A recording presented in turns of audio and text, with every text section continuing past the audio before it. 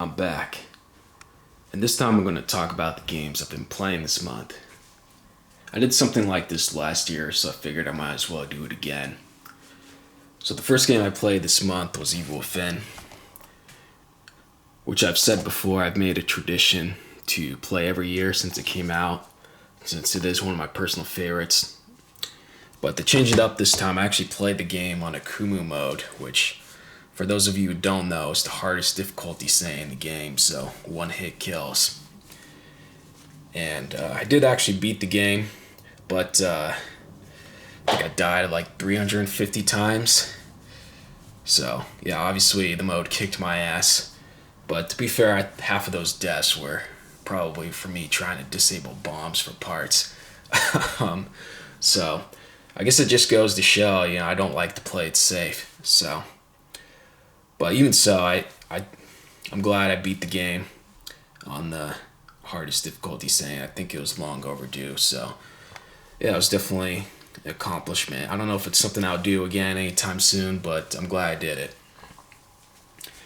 And the next game I played was Deadly Premonition. And this is the 360 version of the game, which is still the best version of the game, by the way, since Deadly Premonition is just one of those games that can't get a good port for some reason. So if you're going to play the game, definitely pick up the 360 version, since it's by far the most stable version of the game. And I guess it's also worth mentioning, I actually got all the achievements for this game, making it one of the few 360 games I've bothered to get all the achievements for, so that's kind of cool. And I also played Yakuza Dead Souls, which is a spin-off of the Yakuza series. And for a while, it was actually the last localized entry in the series.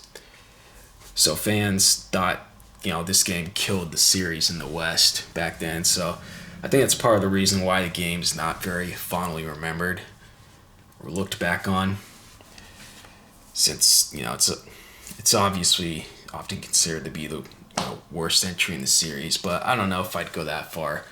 I think the game does have its charm, and I think the best way to describe this game, if you don't know anything about it, is that it's basically a poor man's Dead Rising set in the Yakuza universe, which does have its charm, but you can tell the developers of the game, didn't really know what they were doing.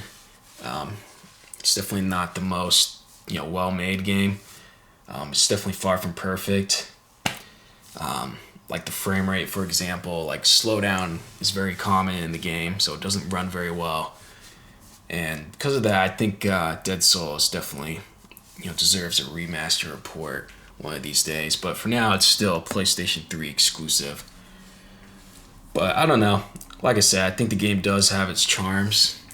And honestly, if you're a big fan of Dead Rising, you might want to check it out, since there really aren't that many games like Dead Rising. So it might be worth playing the game for that reason alone. Or, of course, if you're a hardcore, fan of the series. But, yeah, I'm glad I finally played through this game, regardless of, how flawed it is. I definitely had some fun with it. Alright, next up is Lollipop Chainsaw. Now, this is a game I played before, but never took the time to beat until recently. And it's a decent game for what it is. Like Dead Souls, it does have its charms. But it's probably the last game I would think of recommending when it comes to, good hack and slash action games. But at the very least, they don't make games like this anymore, so it might be worth going back to for that reason alone. Of course, the next game I played was Dead Rising, which was definitely, fun to go back to. And a game I actually have a lot of respect for. Despite the game, kicking my ass the first time I played it, it's definitely one of those games that rewards you for, knowing the game well. And of course, the first time I played through this game, I made a lot of mistakes.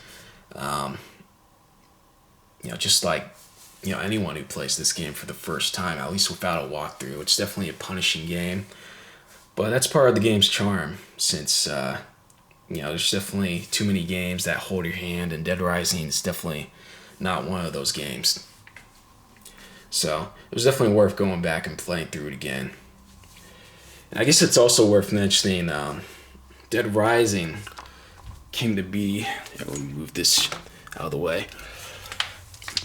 Because of this game, which is something that's not brought up very often, since the developers of Dead Rising actually made Shadow of Rome, so like the canceled sequel to this game actually turned into Dead Rising. So honestly, Dead Rising might not exist if it weren't for this game. Which is a game I've talked about in my PS2 hack and slash list, and actually took the top spot on my list. So obviously, I dig the game a lot, and I dig Dead Rising just as much. So I'm definitely thankful both games exist. And the next games I still have yet to play, since I'm actually playing Dead Rising off the record right now. I played vanilla Dead Rising, but not the Frank West version of Dead Rising, so I figured I might as well play through that. And also I'm going to play Dead Rising 3 as well, which I need to get a new case for. So I'm going to have a little Dead Rising marathon, and then I'm going to play these two games over here, which is Shadows of the Damned, which was another game on one of my lists, my third-person shooters list for PlayStation 3. And House of the Dead Overkill, since I figured I might as well get at least one rail shooter in there. And I also have House of the Dead 3 and 4 on PS3, so I figured it was long overdue for me to finally play Overkill. And I wanted to play Shadows of the Damned again because, obviously, the game made my top third-person shooters list for a reason. So obviously I dig the game a lot. And I guess it's worth mentioning Shadows of the Damned is probably my favorite Suda51 game, which is something I'm sure a lot of fans will take issue with. But honestly, I dig the game as much as I do because it's probably the only Suda51 game that actually has great combat. And I guess that's thanks to Shinji Mikami, since he was involved with this game too. But even so, that's why I give the game as much credit as I do. It's definitely a really good, underappreciated third-person shooter, that's for sure. It's definitely not, like most third-person shooters that came out at the time. It definitely tried to do something different. And well worth checking out, if you're a big fan of third-person shooters and want to play something a little different. So I'm definitely looking forward to playing that game again. Alright, so those are all the games I played or going to play this month. Hopefully my next upload isn't too far out. So until then, I'll see you next time.